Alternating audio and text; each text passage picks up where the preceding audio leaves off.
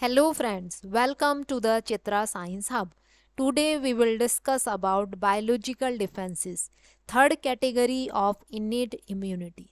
Now what are biological defenses? कोई भी pathogen जब हमारी बॉडी के अंदर एंटर करता है तो सबसे पहले उसका सामना होता है फिजिकल डिफेंस से। उसके बाद वो फेस करता है केमिकल डिफेंसेस को, और जब इन दोनों डिफेंसेस को वो पार कर देता है तब उसका सामना होता है बायोलॉजिकल डिफेंस से। तो बायोलॉजिकल डिफेंस हमें कौन प्रोवाइड करता है? बायोलॉजिकल डिफेंस हमें लिविंग सेल्स, हमारी बॉडी के अंदर जो लिविंग सेल्स हैं वो लिविंग सेल्स जो है पैथोजन से डायरेक्टली लड़ती हैं। तो ये लिविंग सेल्स मिलके बनाती हैं बायोलॉजिकल डिफेंसेस। अब इन लिविंग सेल्स में कौन सी सेल्स आती हैं?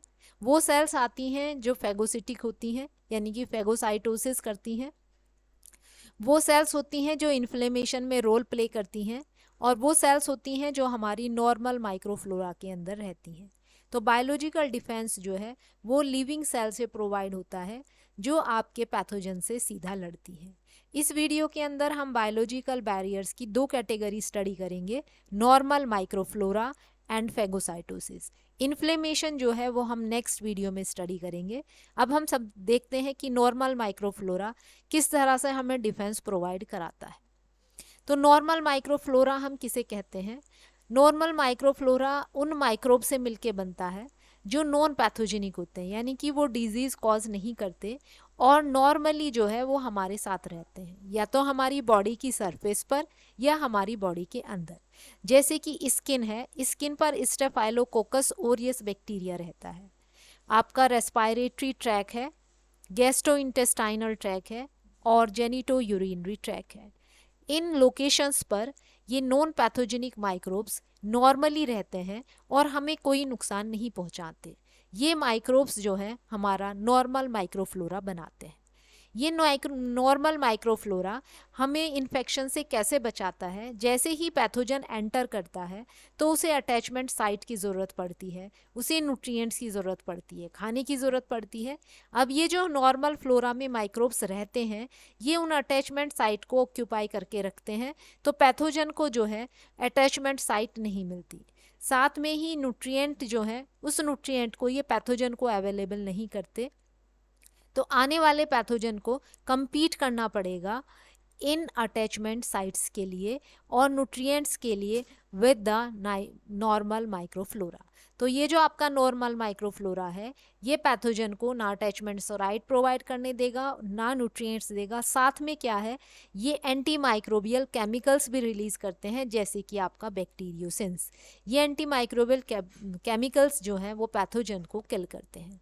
इस तरह से नॉर्मल माइक्रोफ्लोरा में जो हमारे माइक्रोब्स रहते हैं वो हमें पैथोजन से बचाते हैं। एग्जाम्पल देखते हैं हम। वेजाइना में जो हमारे नॉर्मल माइक्रोब्स रहते हैं वो compete करते हैं विद द ईस्ट कैंडिडा।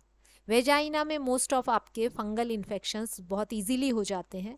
तो वो जो ईस्ट है वो ईस्ट अपॉर्चुनिस्टिक पैथोजन होती है। अपॉर्चुनिस्टिक पैथोजन वो पैथोजन्स होते हैं जो नॉर्मली डिजीज़ कॉज नहीं करते, लेकिन जब हमारा इम्यून सिस्टम वीक हो जाता है तो इन्हें चांस मिल जाता है और ये इन्फेक्शन कॉज कर देते हैं। तो हमारे वेजाइना में जो नॉर्मल माइक्रोफ्लोरा रहता है, नॉर्मल माइक्रोब्स रहते हैं, वे compete करते हैं इस कैंडिडा से। ईस्ट है ये आपका, कैंडिडा से compete करते हैं अटैचमेंट साइट के लिए और न्यूट्रिएंट्स के लिए, और कैंडिडा को इन्फेक्शन को कॉज नहीं करने देते। अब हम देखते हैं सेकंड आपका प्रोसेस, फेगोसाइटोसिस। फेगोसाइटोसिस क्या है? फेगोसाइटोसिस जो वर्ड है ये ग्रीक वर्ड से मिलके बना है। पहला है आपका फेगीन। फेगीन का मीनिंग होता है खाना, टू ईट। साइट का मीनिंग है सेल, और ओसिस का मतलब है प्रोसेस। तो फेगोसाइटोसिस क्या है? एक प्रोसेस है जिसमें फेगोसिटिक सेल्स जो हैं, जैसे मैक्रोफेज है, न्यूट्रोफिल है, डेंड्राइटिक सेल्स हैं, ये हमारी इम्यून सेल्स हैं। इन्हें हम फेगोसाइटिक सेल्स इसलिए कहते हैं क्योंकि ये फेगोसाइटोसिस करती हैं। तो फेगोसाइटोसिस क्या है? एक प्रोसेस है जिसमें ये फेगोसाइटिक सेल्स जो हैं वो पैथोजन को पहचानती हैं, उसे एनगल्फ करती हैं और उसके बाद उसे मारती हैं। तो phagocytosis is the process of recognition, ingestion and killing of the pathogen by the phagocytic cells. Phagocytosis जो है मेनली 3 स्टेप्स इन्वॉल्व होते हैं फेगोसाइटोसिस में। पहला पैथोजन को पहचानना, उसके बाद पैथोजन का attachment to the surface of phagocytic cell, उसके बाद पैथोजन को खाना एनगल्फमेंट, और लास्ट में पैथोजन की किलिंग करना। तो फेगोसाइटोसिस के 3 मेन बेसिक स्टेप्स हैं। पहला रिकॉग्निशन और अटैचमेंट, सेकंड एनगल्फमेंट, और थर्ड है किलिंग। पहले स्टेप देखते हैं कि कैसे पहचानती है फेगोसाइटिक सेल की ये पैथोजन है। तो फेगोसाइटिक सेल जो है 2 बेसिक मैकेनिज्म यूज करती है रिकॉग्निशन के लिए। पहले को हम कहते हैं ऑप्सोनिन डिपेंडेंट और दूसरे को हम कहते हैं ऑप्सोनिन इंडिपेंडेंट। ऑप्सोनिन डिपेंडेंट में क्या है, इस मेथड में क्या होता है, कुछ सीरम के कंपोनेंट्स हैं जैसे कि एंटीबॉडीज और कॉम्प्लीमेंट। ये एंटीबॉडीज और कॉम्प्लीमेंट क्या काम करते हैं, ये एक ब्रिज का काम करते हैं माइक्रो ऑर्गेनिज्म और फेगोसिटिक सेल के बीच में। पहले क्या है, ये जैसे आप राइट हैंड साइड पे डायग्राम देखिए, ये रेड कलर में हमने दिखाया है ग्राम नेगेटिव बैक्टीरिया।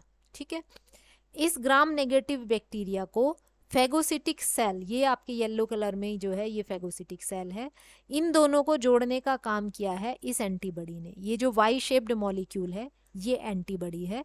तो ये एंटीबॉडी ब्रिज का काम कर रही है दोनों के बीच, फेगोसिटिक सेल के बीच भी और आपके बैक्टीरिया के बीच भी। तो इस रिकॉग्निशन में क्या है, ये जो सीरम कंपोनेंट है जैसे कि एंटीबॉडी है, कॉम्प्लीमेंट है, ये ब्रिज का काम करेंगे, पैथोजन को फेगोसिटिक सेल से जोड़ेंगे। तो फेगोसिटिक सेल इन ऑप्सोनिन के थ्रू इसे पहचानेगी। अब ये जो आपकी एंटीबॉडी हमने दिखाई है वाई शेप्ड मॉलिक्यूल जो है, इस वाई शेप्ड मॉलिक्यूल के 2 पार्ट होते हैं।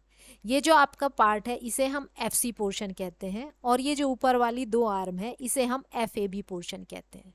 ये जो एफएबी पोर्शन है ये बैक्टीरिया से बाइंड होगा और ये जो आपका एफसी पोर्शन है, ये जो आपकी फेगोसिटिक सेल है, इसकी सरफेस पर रिसेप्टर्स होते हैं, ये उन रिसेप्टर्स से बाइंड होता है, इसलिए इन रिसेप्टर्स को एफसीआर कहते हैं। यानी कि वो रिसेप्टर जो इस एंटीबॉडी के एफसी पोर्शन से बाइंड करेंगे और जो रिसेप्टर्स कॉम्प्लीमेंट से बाइंड करेंगे उन्हें हम सीआर रिसेप्टर्स कहते हैं। तो कोई भी माइक्रो ऑर्गेनिज्म उसे एंटीबॉडी या कॉम्प्लीमेंट कोट कर लेगा और कोट होने के बाद जो है उनके रिसेप्टर्स क्योंकि फेगोसिटिक सेल पर प्रेजेंट है तो ये बैक्टीरिया सीधा आके फेगोसिटिक सेल से बाइंड हो जाता है। ये जो प्रोसेस है जिसमें हम पैथोजन को सीरम कंपोनेंट से कोट करते हैं जिससे कि फेगोसिटिक सेल उसे इजीली पहचान सके और खा सके, इस प्रोसेस को हम ऑप्सोनाइजेशन कहते हैं। ऑप्सोनाइजेशन जो वर्ड है वो ग्रीक वर्ड ऑप्सोन से आया है। ऑप्सोन का मीनिंग है टू प्रिपेयर विक्टिम फॉर, यानी कि फेगोसाइटोसिस के लिए तैयार करना, इसे हम ऑप्सोनाइजेशन कहते हैं। तो ऑप्सोनाइजेशन क्या है, एक प्रोसेस है जिसमें पैथोजन की कोटिंग होती है विद सीरम कंपोनेंट से जिससे कि उसकी susceptibility for injection by phagocytosis is increased.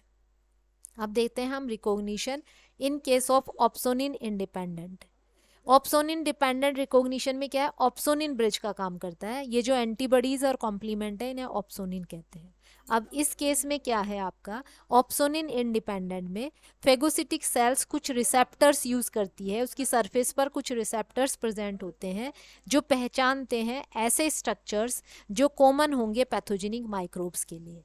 जैसे कि आपका बैक्टीरिया है, बैक्टीरिया में सेल वॉल बनी होती है पेप्टिडोग्लाइकन की, तो पेप्टिडोग्लाइकन की सेल वॉल सिर्फ बैक्टीरिया में प्रेजेंट होती है। तो ये जो आपकी पेप्टिडोग्लाइकन है यहाँ पर ये मॉलिक्यूलर स्ट्रक्चर बन जाएगा जिसे स्पेसिफिक रिसेप्टर पहचानेंगे। ये राइट हैंड साइड में आप डायग्राम देखो, यहाँ पर ये ग्रीन कलर का ये रिसेप्टर है पेप्टिडोग्लाइकन के लिए। तो इस रिसेप्टर से ये पहचानेगा सिर्फ बैक्टीरिया को क्योंकि पेप्टिडोग्लाइकन जो है वो सिर्फ बैक्टीरिया की सेल वॉल पे प्रेजेंट है। तो इस रिकॉग्निशन में क्या है, फेगोसिटिक सेल्स यूज करेंगे स्पेसिफिक और non specific receptors on their surface. इसकी सरफेस पर देखो ये रिसेप्टर्स है, इन रिसेप्टर से ये किसे पहचानेंगे, ऐसे स्ट्रक्चर्स जो कॉमन है to many group of pathogenic microbes. Microbes में ही जो प्रेजेंट होते हैं ऐसे मॉलिक्यूलर स्ट्रक्चर्स को ये रिसेप्टर्स पहचानते हैं। अब ये जो स्ट्रक्चर्स हैं जिन्हें ये रिसेप्टर्स पहचानते हैं इन स्ट्रक्चर्स को हम पैम्स कहते हैं। पैम्स की फुल फॉर्म है पैथोजन एसोसिएटेड मॉलिक्यूलर पैटर्न्स, यानी कि ऐसे पैटर्न्स जो सिर्फ पैथोजन में ही पाए जाते हैं। अब पैम्स जो हैं वो माइक्रोब्स के लिए यूनिक है, उन्हीं में पाए जाते हैं, और होस्ट सेल जो है वो इन स्ट्रक्चर्स को नहीं बनाती। इस तरह से फेगोसिटिक सेल पहचानती है इन पैम्स को, यानी कि ये पैम्स जो हैं सिर्फ माइक्रोबियल सरफेस पर भी प्रेजेंट होंगे। तो फेगोसिटिक सेल इन्हें पहचानेगी ऐसे फौरन, बाइंड करेगी और एनगल्फ कर देगी। और एग्जाम्पल्स देखते हैं हम पैम्स के। एलपीएस लिपोपॉलीसेकेराइड, ये ग्राम नेगेटिव बैक्टीरिया की आउटर मेम्ब्रेन में ही प्रेजेंट होते हैं। फ्लैजिलिन, आपका फ्लैजिलिन प्रोटीन फ्लैजिला में होता है। इस फ्लैजिला को, बैक्टीरियल फ्लैजिला को पहचानेंगे फ्लैजिलिन रिसेप्टर्स। अब इन पैम्स को जो पहचानते हैं, जो रिसेप्टर्स इन पैम्स को पहचानेंगे, उन्हें हम पीआरआर कहते हैं। पीआरआर की फुल फॉर्म है पैटर्न रिकॉग्निशन रिसेप्टर्स और पैटर्न रिकॉग्निशन मॉलिक्यूल्स। तो पैम्स को जो रिसेप्टर्स पहचानते हैं उन्हें हम पीआरआर कहते हैं। तो पीआरआर रिसेप्टर्स तो होंगे फेगोसिटिक सेल की सरफेस पर, और पैम होंगे आपके माइक्रोब की सरफेस पर। तो पैम्स और पीआरआर के बीच में एसोसिएशन होगी, जिससे फेगोसिटिक सेल जो है वो आपके पैथोजन को पहचानेगी। अब ये जो पीआरआर है, इनकी एक कैटेगरी जो है वो होती है toll like receptors, TLR short में कहते हैं। ये जो टोल लाइक रिसेप्टर्स होते हैं ये सिग्नलिंग रिसेप्टर्स होते हैं। सिग्नलिंग रिसेप्टर्स क्या काम करते हैं? सबसे पहले वो आकर रिसेप्टर से अटैच होंगे और सिग्नल अंदर भेजेंगे। ये जो सिग्नल अंदर जाएगा, ये जाके आपका डीएनए के अंदर जीन का एक्सप्रेशन करेगा, और इस डीएनए से जो प्रोटीन बनेंगे वो प्रोटीन क्या काम करेंगे? या तो वो एक्टिवेट करेंगे फेगोसिटिक सेल को, या उसके अंदर आपका सेल डिवीज़न इंड्यूस करा देंगे कि उसका नंबर बढ़ जाए, या फिर क्या है, साइटोकाइंस का सिक्रीशन करेंगे। साइटोकाइंस क्या होते हैं? ये केमिकल्स होते हैं जो इम्यून सेल्स हमारी रिलीज़ करती हैं, और जो दूसरी सेल्स की ग्रोथ या प्लोरिफ्रेशन को कंट्रोल करता है, आपको इन्फ्लुएंस करता है, या आपकी इंट्रासेलुलर किलिंग को एनहांस करेंगे। तो सिग्नलिंग रिसेप्टर्स क्या हैं? जैसे ही पैथोजन आके इन रिसेप्टर से बाइंड होगा, सिग्नल अंदर जाएगा, और वो सिग्नल क्या है? जीन एक्सप्रेशन को इन्फ्लुएंस करेगा। जीन एक्सप्रेशन होगा तो यहाँ से जो प्रोटीन निकलेंगे उनमें एंटीवायरल इंटरफेरॉन्स होंगे, साइटोकाइंस होंगे, और ये साइटोकाइंस क्या करेंगे? इम्यून सेल्स का प्लोरिफ्रेशन करेंगे, उनकी ग्रोथ करेंगे, उनके अंदर इंट्रासेलुलर किलिंग को एनहांस करेंगे। अब नेक्स्ट हम आते हैं, अटैचमेंट हो गया हमारा, पैथोजन जो है वो आके रिसेप्टर से बाइंड हो गया। रिसेप्टर से बाइंड होने के बाद क्या है, इसे ये जो फेगोसिटिक सेल है ये एनगल्फ करेगी। एनगल्फ करने के लिए क्या करती है, ये आपकी फेगोसिटिक सेल्स जो है सीडोपोडिया बनाती है। अब ये डायग्राम में देखो, ये जो आपके आगे की तरफ आउट ग्रोथ है ये सीडोपोडिया है। तो फेगोसिटिक सेल्स क्या है, सीडोपोडिया बनाएगी, और क्या करेगी, सीडोपोडिया को धीरे धीरे इस तरह बढ़ाएगी, और ये जो आपका बैक्टीरिया है इसे पूरी को एक वेसाइकल के अंदर पिन आपके एनक्लोज कर लेगी। ये जो वेसाइकल है जिसके अंदर ये आपका पैथोजन एनक्लोज है, इसे हम कहते हैं फेगोसोम। तो एनगल्फ करने के लिए पैथोजन को क्या करती है फेगोसिटिक सेल, ये सबसे पहले सीडोपोडिया बनाएगी जो पैथोजन को चारों तरफ से कवर करेगा, और फिर एक वेसाइकल को पिंच करेगी, जिस वेसाइकल को हम कहेंगे फेगोसोम। अब ये जो फेगोसोम है, ये फेगोसोम फ्यूज करेगा लाइसोसोम के अंदर और बनेगा फेगोलाइसोसोम। अब आते हैं हम थर्ड स्टेप पे। पहला स्टेप था हमारा रिकॉग्निशन, सेकंड स्टेप था हमारा engulfment of the pathogen, third step में आते हैं हम किलिंग करेंगे, पैथोजन को मारेंगे। तो फेगोसिटिक सेल्स जो है वो दो मैकेनिज्म यूज़ करती है पैथोजन को मारने के लिए। पहला आपका ऑक्सीजन इंडिपेंडेंट, जिसमें ऑक्सीजन की ज़रूरत नहीं होती, और दूसरा आपका ऑक्सीजन डिपेंडेंट, जिस किलिंग मैकेनिज्म में ऑक्सीजन यूज़ होगी। अब हम सबसे पहले देखते हैं ऑक्सीजन इंडिपेंडेंट किलिंग मैकेनिज्म में क्या होता है। जब हमारा फेगोलाइसोसोम बन जाता है तो फेगोसोम के अंदर पीएच डिक्रीज होना शुरू हो जाता है। पीएच जब 4 to 5, और ये डिक्रीज कैसे होता है, हाइड्रोजन आयंस के लिए चैनल खुल जाते हैं, H पॉजिटिव वेसाइकल के अंदर एंटर करता है और पीएच घटना शुरू हो जाएगा। जब पीएच घट जाएगा आपका, तब लाइसोसोम के अंदर जो एंजाइम्स थे वो सब एक्टिवेट हो जाएंगे। अब लाइसोसोम के अंदर कैसे एंजाइम्स है, हाइड्रोलाइटिक एंजाइम्स है। जैसे कि लाइसोसोम है, ये क्या काम करता है, बैक्टीरियल सेल वॉल को डिग्रेड करेगा। प्रोटीएज है, क्या काम करेंगे, प्रोटीन डिग्रेड करेंगे। राइबोन्यूक्लिएज है, क्या काम करेंगे, आरएनए को डिग्रेड करेंगे। फोस्फोलाइपेज क्या है, मेम्ब्रेन को डिग्रेड करेंगे। इस तरह से ये जो सारे हाइड्रोलाइटिक एंजाइम्स हैं ये पैथोजन को डाइजेस्ट करेंगे। अब देखते हैं हम ऑक्सीजन डिपेंडेंट किलिंग में। ऑक्सीजन डिपेंडेंट किलिंग में क्या है, जैसे ही आपका फेगोसोम बनेगा, फेगोसाइट के अंदर ऑक्सीजन का कंजप्शन बढ़ जाएगा, यानी कि ज़्यादा से ज़्यादा ऑक्सीजन वो अपटेक करेगा। इस इंक्रीज कंजप्शन ऑफ ऑक्सीजन को हम रेस्पायरेटरी ब्रस्ट कहते हैं। अब ये जो ऑक्सीजन इसने बहुत सारी कंज्यूम की, ये क्यों की, यहाँ पर एनर्जी प्रोडक्शन के लिए नहीं की, यहाँ पर ये बनाएगा रिएक्टिव ऑक्सीजन स्पीशीज़। ये जो रिएक्टिव ऑक्सीजन स्पीशीज़ हैं ये फ्री रेडिकल्स हैं, हाईली रिएक्टिव होते हैं। ये क्या काम करेंगे, ये पैथोजन की मेम्ब्रेन या प्रोटीन या उसके डीएनए या आरएनए से रिएक्ट करके उसे डैमेज करते हैं। तो यहाँ पर इंक्रीज ऑक्सीजन कंजप्शन यूज़ होगा for the production of this reactive oxygen species, और ये टॉक्सिक होंगे to the pathogen cells. Reactive oxygen species की अगर हम कुछ एग्जांपल देखें तो super oxide anion, hydrogen peroxide, hydroxy radicals, और ये सारे रिएक्टिव ऑक्सीजन स्पीशीज़ क्या हैं, ये आपके पैथोजन को किल करेंगे, मारेंगे। अब इसके साथ साथ ये जो रिएक्टिव ऑक्सीजन स्पीशीज़ बनते हैं, इनके साथ साथ फेगोसिटिक सेल्स जो है वो रिएक्टिव नाइट्रोजन इंटरमीडिएट्स भी बनाती हैं, जैसे कि आपकी नाइट्रिक ऑक्साइड। ये जो रिएक्टिव नाइट्रोजन इंटरमीडिएट्स बनते हैं इनमें साइटोटॉक्सिक पोटेंशियल होता है। साइटोटॉक्सिक का मतलब किलिंग ऑफ द सेल, यानी कि सेल को किल करने का एबिलिटी इनके अंदर क्षमता होती है। अब ये जो निट्रिक ऑक्साइड बनी है, ये निट्रिक ऑक्साइड रिएक्ट करती है सुपर ऑक्साइड से और बनाती है पर ऑक्सीनाइट्राइल। पर ऑक्सीनाइट्राइल हाईली रिएक्टिव नाइट्रोजन कंपाउंड है जिसके अंदर एबिलिटी होती है सेम इसी तरह जिस तरह रिएक्टिव ऑक्सीजन स्पीशीज़ जो हैं वो पैथोजन के डीएनए से, आरएनए, प्रोटीन या न्यूक्लिक एसिड से रिएक्ट करके मारती है। इसी तरह ये पर ऑक्सीनाइट्राइल जो है हाईली रिएक्टिव नाइट्रोजन कंपाउंड है और ये पैथोजन के बायोमोलिक्यूल से इंट्रैक्ट करके उसे डिग्रेड कर देते हैं। अब इसके साथ साथ हम देखते हैं जो न्यूट्रोफिल है हमारी फेगोसिटिक सेल, उसके अंदर जो न्यूट्रोफिल ग्रेन्यूल्स पाए जाते हैं उनके अंदर एक एडिशनल एंटी माइक्रोबियल चीज़ होती है जिसे हम कहते हैं डिफेंसेंस। डिफेंसेंस क्या है, ये कैटाइनिक पेप्टाइड्स होती हैं जो मेम्ब्रेन के अंदर इंसर्ट करके उसकी परमेबिलिटी बढ़ाती हैं, तो सेल जो है वो लाइसिस से मरती है।